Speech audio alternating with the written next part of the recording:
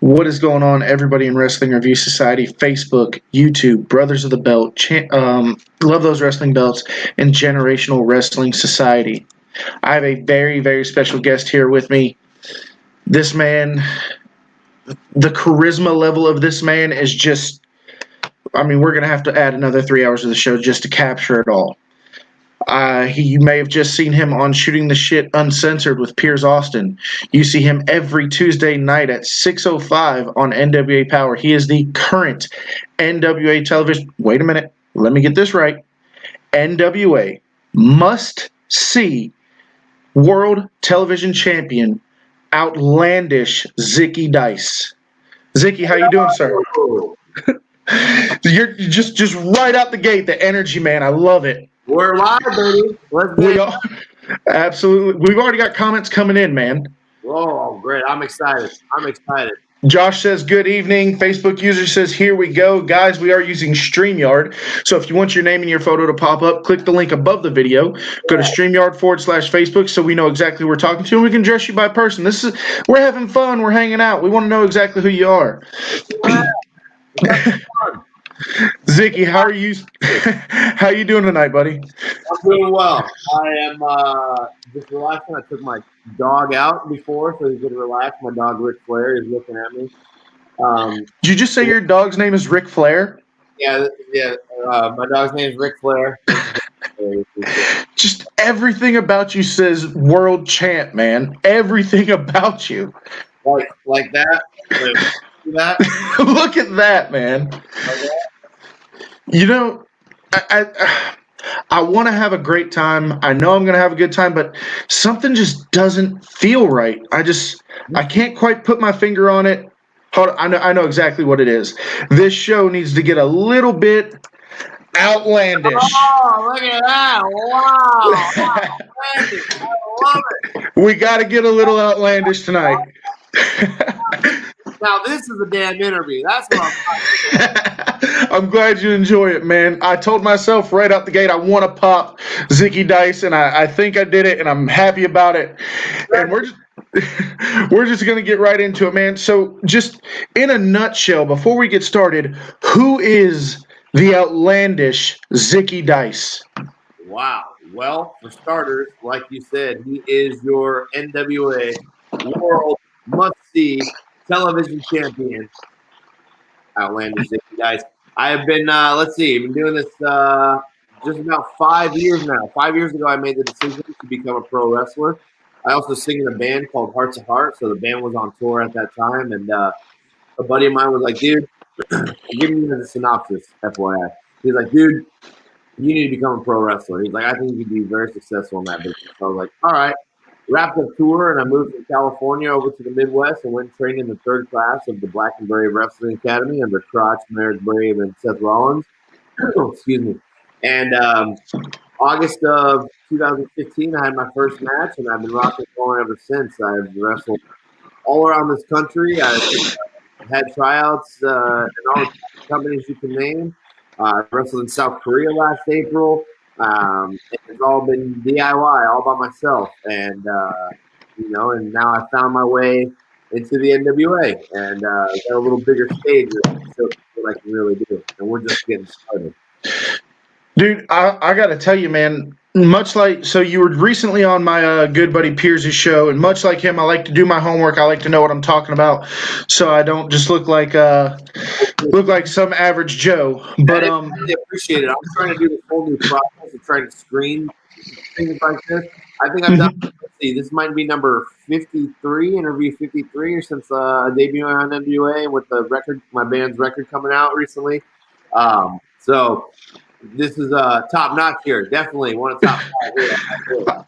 I appreciate that, man, and I got to tell you, it means so much to myself and guys watching and guys like Piers that you're willing to support smaller pages like us and actually give us a chance. So I can't thank you enough for that. No, I'm all about that. I understand the grind and the hustle. I did my fair share, and I still do my fair share of bugging people and trying to get to the next level. So any way that I can help out is, paying it forward. So you were touring with music before you got into professional wrestling. So let's start there. Now you said that growing up, the two things you knew you wanted to entertain, you knew that was your calling, whether it be music or wrestling, and you dove into music first. What was it that got you into the music scene? And by the way, I've checked out Heart to Heart, and I dig it, man. I was listening to it this morning when I was in the gym, and you guys really need to check it out. Some good stuff. Check it out on Apple Music. That's where I checked it out at. But when did you get into music, and how did you form your band Heart to Heart? Well, let's see. I grew up wrestling freestyle, Greco-Roman, and folk style, and that was because pro wrestling got me into. I hate this term, the amateur wrestling. And from there, wrestled all the way through my sophomore year of high school. In the summer of that year, my father had passed away in a car accident, so that was like our thing. So I kind of got over wrestling and over life as a whole, and I found the music scene, punk rock and hardcore, and I was like, yeah, I want to start a band. And started a band, and hustled from my mom's garage, getting us all down to the Vans Warped Tour and bigger tours. And yeah, I say I went from one side of the carnival to the other. It's the same circus deep down. But yeah, I was meant to entertain, and if it wasn't wrestling, it'd be music, and if it wasn't music, it'd be wrestling. So when you got into the music scene that you did, you already said you knew what direction you wanted to go in. What bands did you look at as inspiration, or what were some of your favorite bands growing up? Oh man,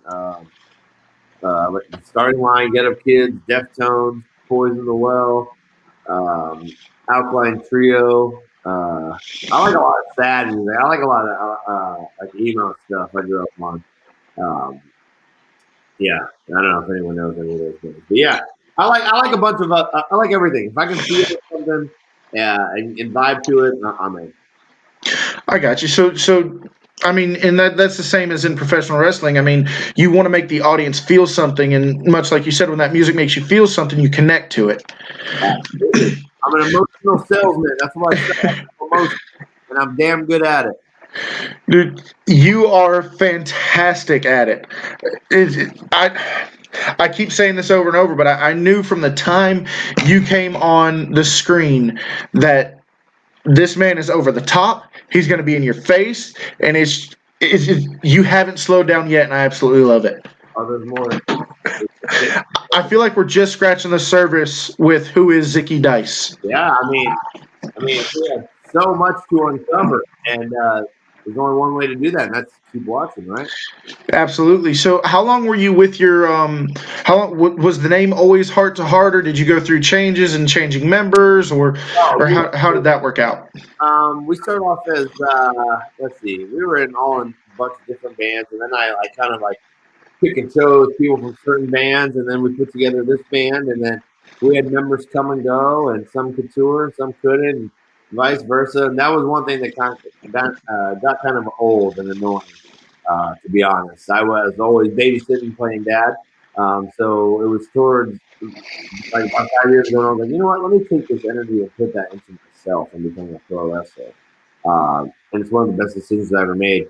So it's Heart to Heart's been around since 2009, the summer of 2009, and been going ever since. I do plan, even though the Zicky comes first, I do plan on we'll do some pop-up shows, a tour here or there, and always be making music one way or another. So. Absolutely, and like I said, I didn't know about Heart to Heart before, but I know about it now. And like I said, I'm a fan of both the music and the wrestling form of Zicky Dice. Now, before you were wrestling, you were into music, you were doing shows. When you very first broke into the music scene, did you ever deal with any stage fright, or did you know right from the start, I'm going to go out there, I'm going to command the stage, and I'm going to sell them Zicky Dice? Oh man, I always even still to this day, every single show I get the nerves going, the jitters, and that's. I read an interview when I was in seventh grade from Dave Grohl. They'd asked him if he still gets nervous, and he said every single show. He said the day I stop getting nervous is the day I stop loving it, and I've kind of taken that to heart and roll with that ever since. I just go out there. It's like I don't know. I kind of black out and just everything just kind of happens, and then I come through after. I've had people that have known me since the second grade, and they come watch me perform. And they're like, "I have no idea who that is." Um, so it's I tie a lot of emotion into the music and into the character. So try and give you the best performance I can, and can't fake that. Very nice. Now, you've told this story about, you were doing some heelish moves on stage. You were approached by a friend of yours, and you said, "Hey, I need to talk to you." And you thought you were actually being kicked off the tour, but instead, he said, "I think you need to be a pro wrestler." What made you decide to go to the Black and Brave Academy? And also, you were in line to be casted for Tough Enough. What led to the decision, Black and Brave Academy, that school in specific, and then what led to you saying, "I'm going to go to the school instead of Tough Enough"? Well, I had met Lawrence through music, and I was 26 at the time, so I wanted to be trained by who I thought was the best, in my personal opinion, and we can argue that as well. Um, so I No decided, arguments here. I tried to go to Black and Brave. Or I decided to go to Black and Brave. I decided to pack up, move across country. I thought that, hey, if I'm going to take this serious, I want to be trained by the best, and I want to rock and roll as fast as possible. Um, so, I mean, there was a few other schools and options, but I decided to just make the move. Why not? And then, what was the second part of the question? What led you to Black and Brave over going to Tough Enough? Oh yeah. So I was already enrolled for Black and Brave. Like I already had the classes coming up, and I had submitted like a video and packet on for Tough Enough, and I had like 6 or 7 calls to WWE. And I had let Black and Bird know that, hey, I might potentially be casted for the show. It turned out that I wasn't casted. It came down to the USA Network. They had the final say on who was being picked. But the gal I was dealing with at WWE, she's like, "You're my favorite person I've interviewed. Like I'm really pushing for you on the show, get you on the show." She's like, "We just have to wait for the network to clear it," and they ended up going with someone else. So I was like, "Okay, I'll just go and continue my way to Black and Brave." But it's all good. It all worked out. Either way. I would definitely say so. We have a comment coming in from Mr. Brent. Says, "What's up, Zicky? I just bought my television championship replica because of you, brother." Outlandish. Well, you know what I just bought because of you? I got a hot pink paint pen ready to sign that bad boy. Oh, I love it. So you end up going to the Black and Brave Academy. How long does the school last there? 12 weeks. Now it's a lot different now. So we were there for the beginning. Class 3. At the time we were running at a Quad City CrossFit. We didn't have. Now they have a Black and Brave facility and their own weights and their own barbells that say Black and Brave on them and all this fancy stuff. We didn't have all that. We set up the ring every single day in the rain, in the snow, in the heat. It's the Midwest weather is, dude. You never know what it's going to be like. So it was tough. And on top of that, I'm not sure. I believe I was saying we had to do CrossFit at least 4 times a week in between, and then we're working out during class. It was hands down one of the toughest things I've ever done in my life. But I knew, like I said, if I was going to go, I was going to give it my all, and I was going to make something happen out of it. And Rollins Lee will tell you himself, he thought I was going to bullshit my way through this. And, I'm proud to say I proved him wrong, and a lot of other people wrong, and I'll continue to do so. And I look forward to watching it. Coming over from the music scene, getting to the Black and Brave Academy, day one, you step through the door. How much of a reality check was it taking that first bump, taking the first slam, running the drills, or did you kind of expect exactly what you got? I had taken a few bumps before moving. That's all I really learned. I didn't know, and maybe some rope running. But I knew it was gonna be tough. I was like trying to exercise and prepare beforehand. But night one was a huge wake up call. There's like this extreme fitness test. You think you're gonna come and hang out. It was like a 4-hour fitness test. It was hell. And that was a reality check right through it. But I didn't give up no matter what. So we have a question coming in from Piers Austin. I know you know who that is. Piers says, "Being a champion in a major company is a huge honor. What is a championship?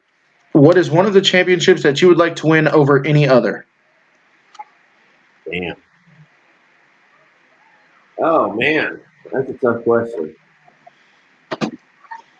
I wouldn't mind going for that AEW championship. It is a nice champ. It might look good on a pink strap, Zicky. That was kind of weird to say out loud. I don't know if I should be saying these thoughts out loud. No, yeah, I wouldn't mind. Well, I wouldn't mind. Wherever I go, whatever title, it's going to be pink, and who knows what the future holds. I am open to any door uh, that open. just while you hint at AEW, there is one thing I would like to ask you about. Now, you have had some of the most obvious strokes of genius, and what I mean by that is it's right in front of your face, but nobody has done it. You're the first person, and once you do this, it's like, why hasn't anybody else done this? And what I'm really getting at is the all outlandish Zicky Dice billboard. Can you kind of talk to us about that and what led to that decision? Oh, I'll tell you exactly what. I was in the store and I just sat there with the water and I'm sitting there just thinking, and I was like, what can I do that's different to get some people talking? And I was like, all out. I was like, oh my god! And it came just like that. All outlandish was the first thing I had. It was like my brain just flashed like a billboard. Like that's what it was in my brain. I was like, I'm gonna roll with this. I got out of the shower and I started looking up and some stuff, and I made it happen. There was 2 billboards in Chicago outside. One was the closest near the arena, the exit. There was another one across town, but I had All Outlandish Zicky Dice billboard when they had All Out up from Wednesday to Sunday when All Out was in town, launching my new website with some new merch designs. I'll tell you what I was going to do for Mania week if I wasn't where I am now. I had a plane that was going to drag a whole outlandish banner behind it with just my face. I don't like. I don't want to be like anybody else. I do a lot of traveling, and guess what? A lot of these guys look the same. They all do the same shit. So I take notes everywhere I go. Good wrestling, bad wrestling, and I say, what can I do to be different? And what can I do to tickle the bear of the internet? What can I do that people are afraid to do? Because I know what I want. I know what I want, and I'm not happy where I'm at. I still want more. So I'll keep hustling until I get there. Just always moving forward, huh? Yeah, and then I'll hustle harder once I get there. So you find yourself in the NWA. You find yourself as the NWA must-see television champion, outlandish Zicky Dice. Now, I have to ask you a very tough question that you might need to take a minute. What's more important, the belt or the fanny pack? Oh. You know what? Okay, here's how I'm going to get out of that question. The fanny pack is me. Like, it's always on. Okay, I just put on gym clothes, so not right this second, but it's always with me. It's within arm's reach. Dude. So since the fanny pack is technically me, the answer is going to be the belt right now. Because I'll always have the fanny pack. I might not always have my title. And just for everybody watching, what's in the fanny pack? I can't answer that. That's where Zicky Dice gets his Zicky Dice. One day that question will be revealed. One day, but that's not today. It's not going to be today. I loved the backstage promo where you were eliminated from the television championship tournament, and you're just screaming for your fanny pack, and I absolutely loved it. Let's talk about the NWA TV championship tournament. What was it like going in and ultimately you would end up winning the championship, but that night just not being your night? What were you feeling when you were eliminated from the tournament?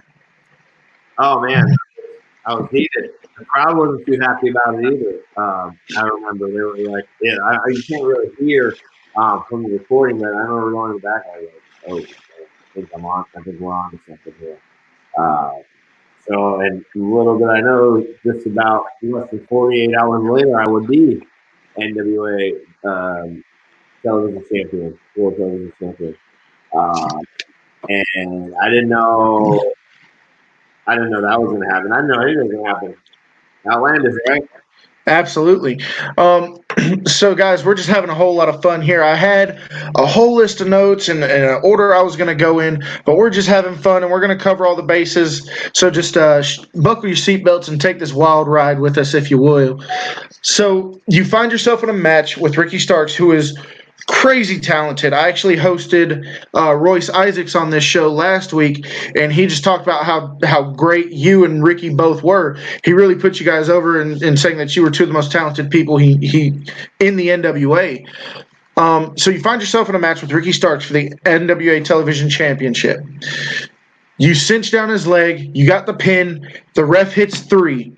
At the second that ref hits 3, what's going through your mind? What are you feeling at that moment? Everything you've grinded for and worked for is now legitimized by, not to say it wasn't already, but by a major promotion saying you're the guy. How are you feeling at that time?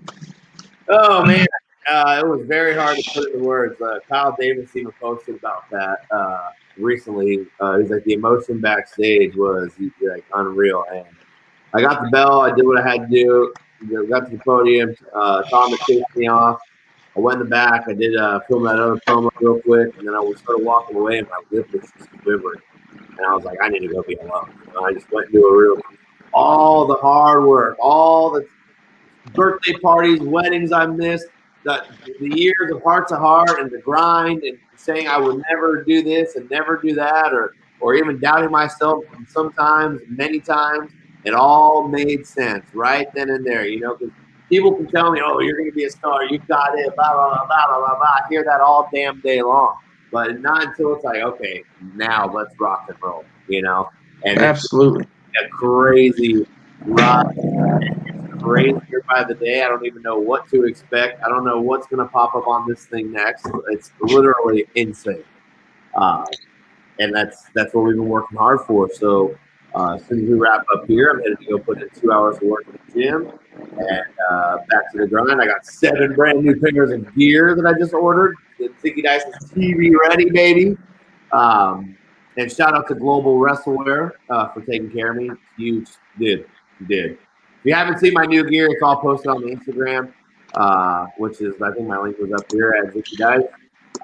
There we go, right there. Posted. Yeah, check them out. If anyone's interested in gear, go over to Global WrestleWear. You tell Rick that the Outlandish one sent you. I'll go as far as to do a shameless plug really quick, and then there are some other questions I want to get into. As most of you know, here on Wrestling Review Society, we're having a giveaway when we hit 2,000 members.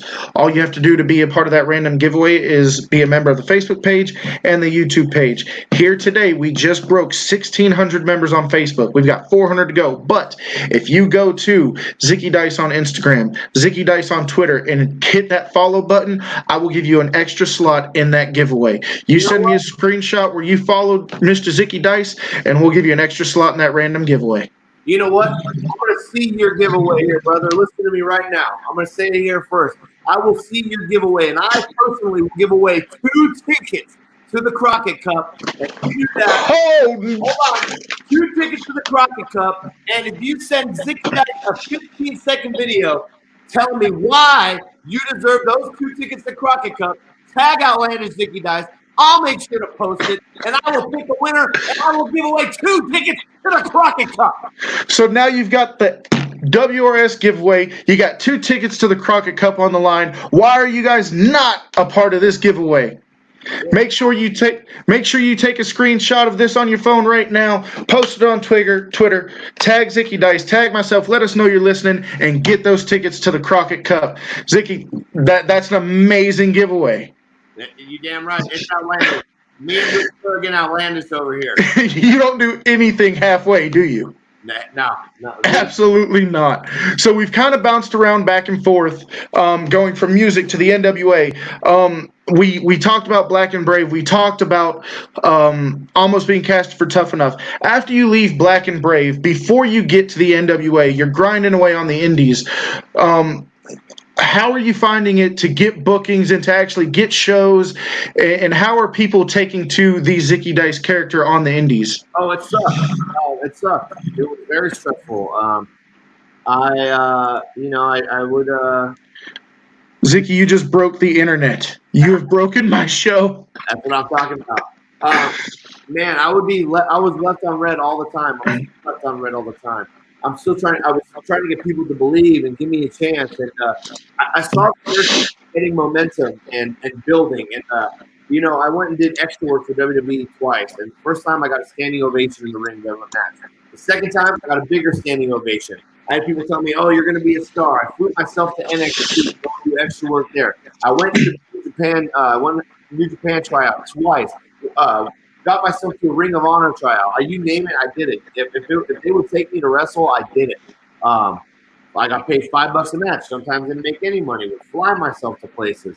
Would get billboards. Would start a petition. Would shoot promos. You name it, I was doing it. It wasn't until I landed that Indeed video when stuff really started picking up. That's when I started seeing the momentum. I got the Indeed video.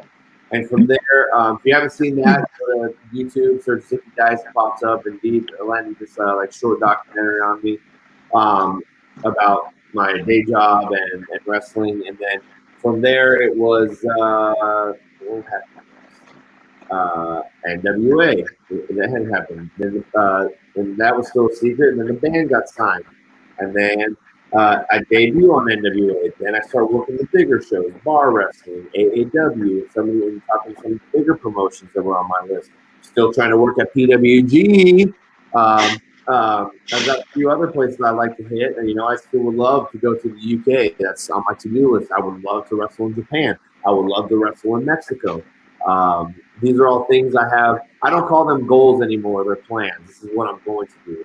I have a lucha little face notepad. I write down all my ideas everywhere I gotta go. It's their plans. It's happening. I'm literally planning on taking over the world. I'm sick of being told no.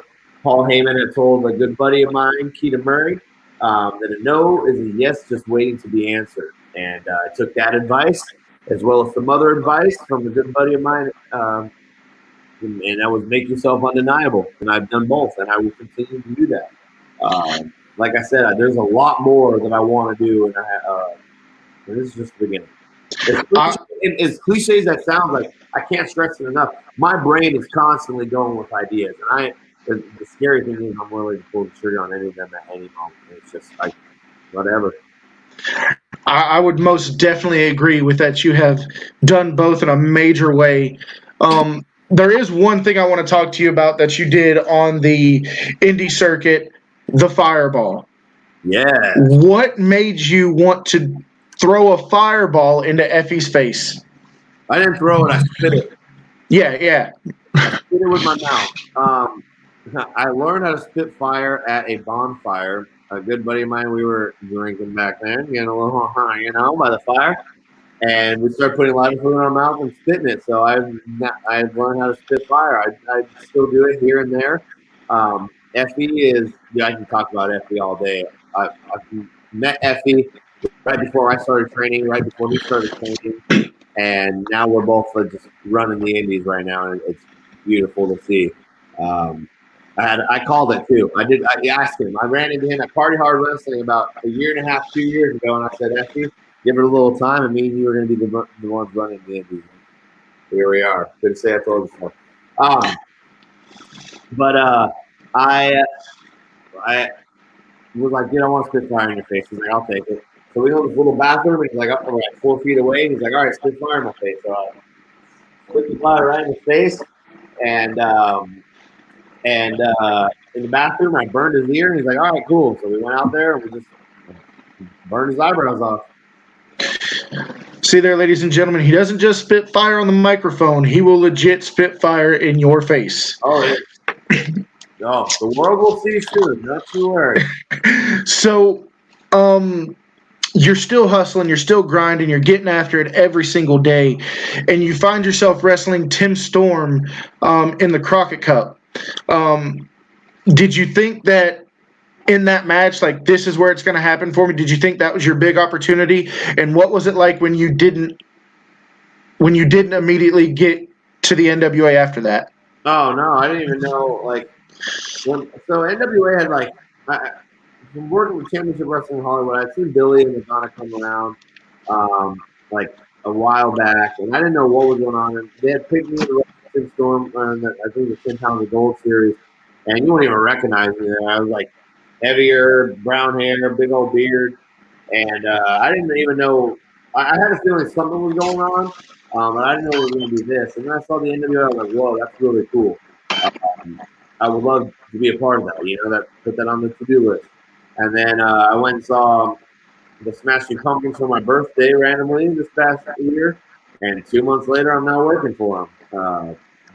So it's insane. Uh, everyone has their path, and I just happened to be on mine.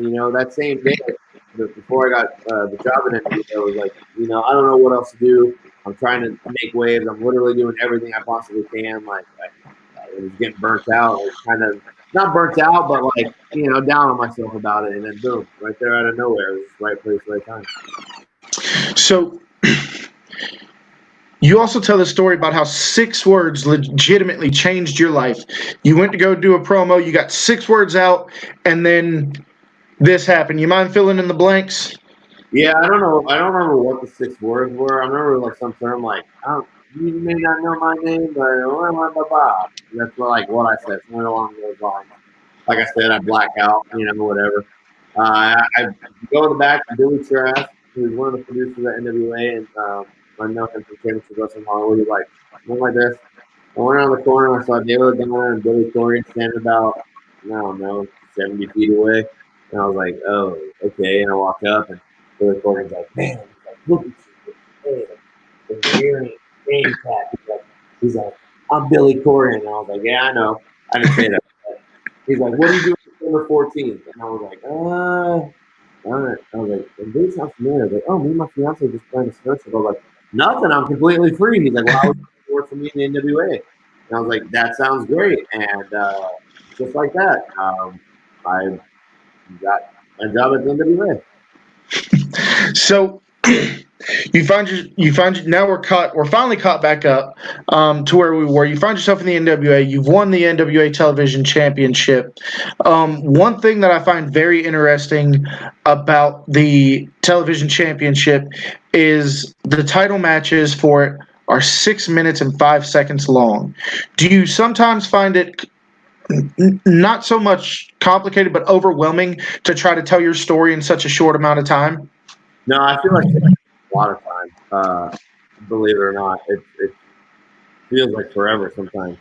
I think it has a great stipulation. I dig it so far. And I'm sure there'll be some times where we can have where there won't be any time limit, but I don't think it's domination yet. I think it makes great TV and a show where you don't have too many people taking up too much time. It's just boom, go in there and get it done and make what it is. I feel like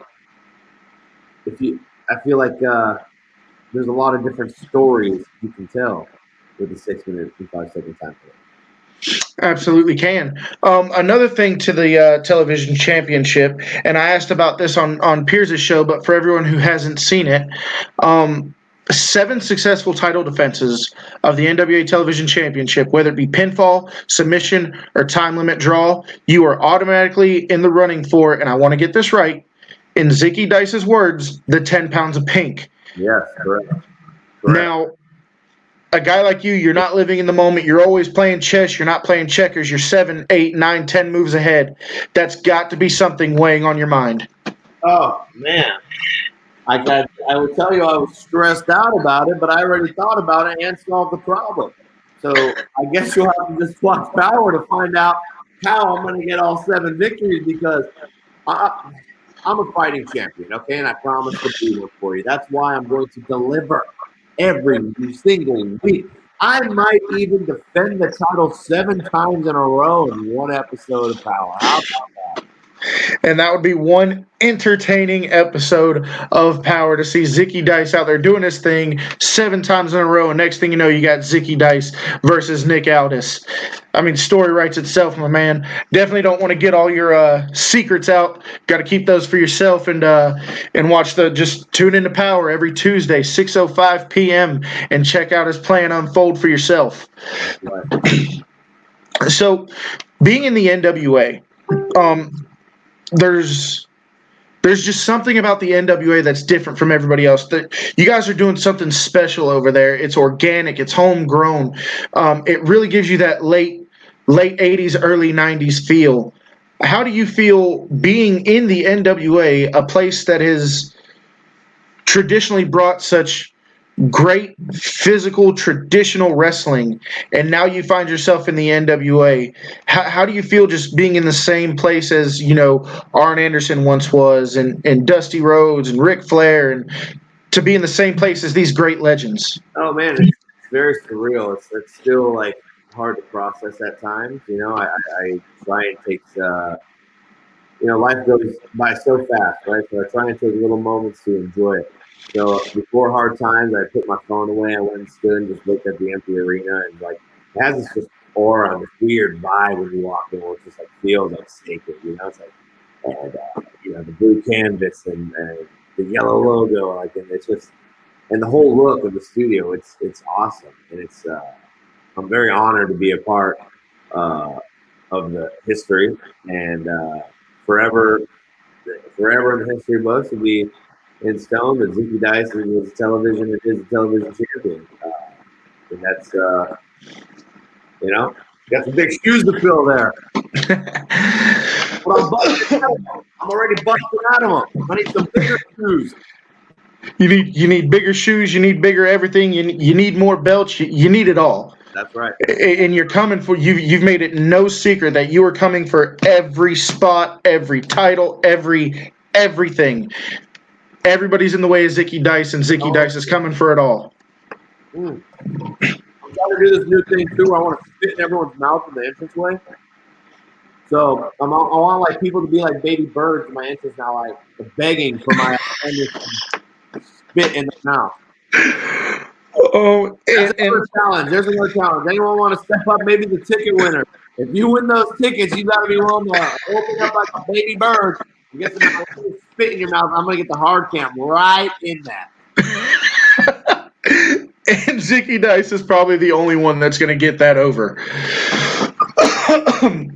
So, we've talked about the NWA. We've talked about, winning the NWA Television Championship. One of the most synonymous pictures with Zicky Dice is licking the championship. Was that just a spur of the moment thing, or did you tell yourself, I'm going to lick this thing on camera, and just some people feel great about it, some people think it was horrible? What were your thoughts in going to lick the title? So it started where at Hard Times, right? They had the title out, and they're like, oh, feel free to go up to the title. I was like, okay. And I watched the first match, and like, oh, no one went up to the title. So what it's going to make me different? Going up for the damn title. So I grabbed it and went to the camera, and I'm like, whatever. A big fat lick, And then after winning, I was like, you know what? Mine. Might as well lick it. So now I'm going to lick everything. So if I were to ask you, knowing everything you know now in professional wrestling, knowing everything you know now in life, if you can give yourself a message, you now, to 5 years ago, even 10 years ago, what would that advice be? Chill. Literally. Probably just that. If it would just be a video message with me from today, just like, dog, chill. It's all going to work itself out, man. Just enjoy the moment. I had a feeling, right? Like I always had this feeling. I still have that feeling, but it's like, that's right. You're looking at George. I have this feeling like that this was going to happen. I still have another feeling coming, and I haven't proved myself wrong. I've had a different approach to things that some people may not agree with, and that's all right. I was on my path, and I did what worked for me, and I will continue to do what works for me. So here we are. My show now. So, being in the NWA, a place that's so rich with talent, who are some of the guys that you look forward to getting in there and just really mixing it up with and having a really good time with? Oh, man. I would love to work with Rock and Roll Express. It would be sweet. Russell Royce at a farmer's market a few years back. Thank you. I'll look it all. Yeah.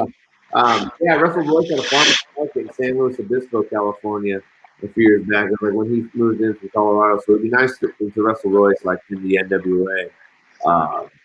Just like a whole coming together.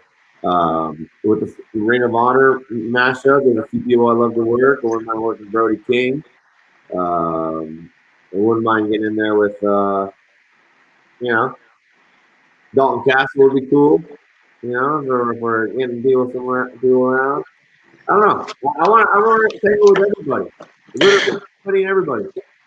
So I do this thing oftentimes where I'm a fan of all wrestling. I watch all wrestling, independence, AEW, NWA, WWE. The list goes on and on.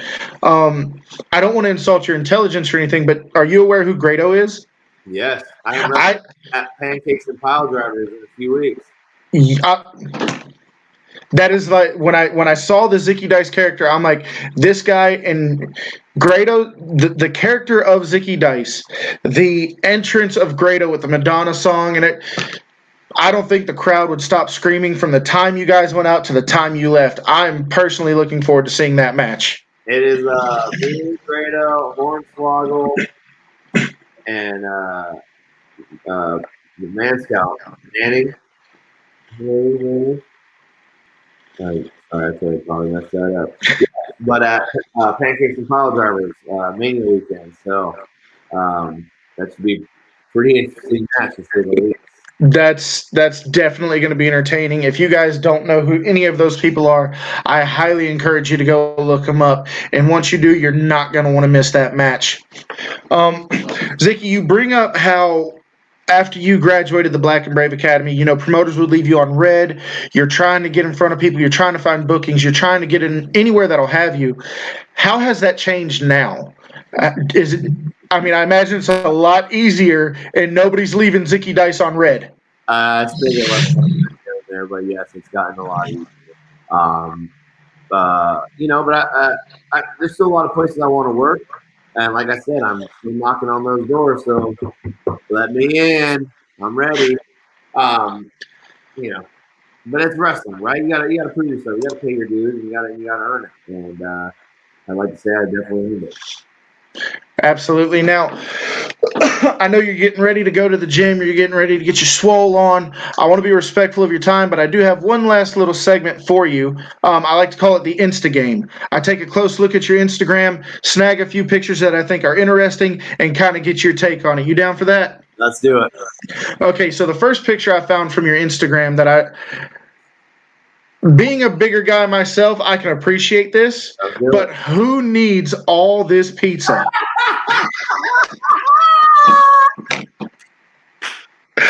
All right. Here's the funny part. That is so funny. That is so funny. I didn't know what picture to expect. I worked for a place back home called Ricky's House of Pizza. That was my little Scion box car. Someone had ordered that many pizzas, okay? I had to put it down, driving with those to deliver them. My glasses were steaming up. I know we're all steaming. I'm trying to carry all these freaking pizzas, and dude, guess how much of a tip I got that night? How much? Dude. I was just going to ask if they stiffed you. $0, dude. Outrageous. $0. That is so funny. Oh, man. Well, I'm glad I was able to pick one that you enjoyed. So another picture that I found, and this is just something I was curious about. When it comes to your band, Heart to Heart, how did you guys settle on this being the logo? That's like what we had decided was we were going to use a B. And so we had like different variations of a B and like different stuff. I have a B tattooed on my elbow.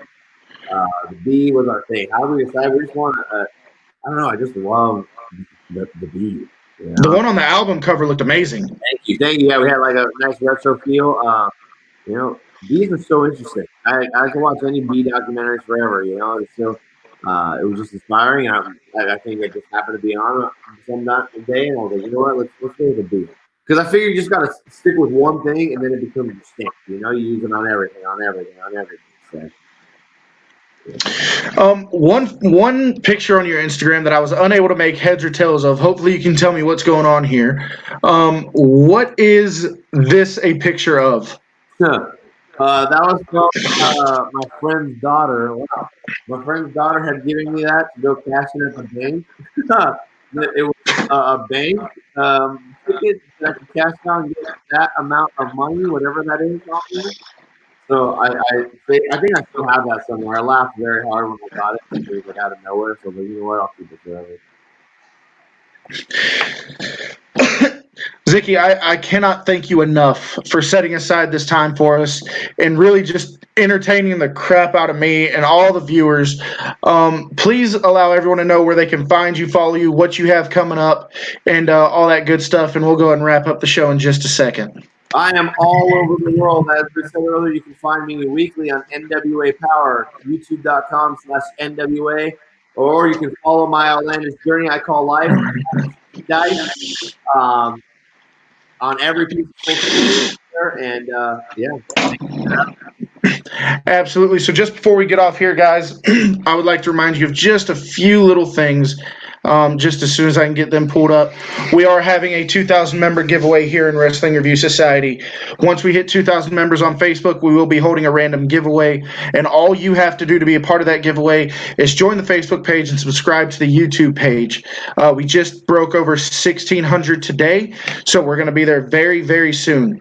A shout out to another one of our sponsors, A-Rock Designs. This is my wife's custom business where she makes all those cool wrestling cups floating around, hoodies, shirts, and as a matter of fact, I think I got one of them right over here. What?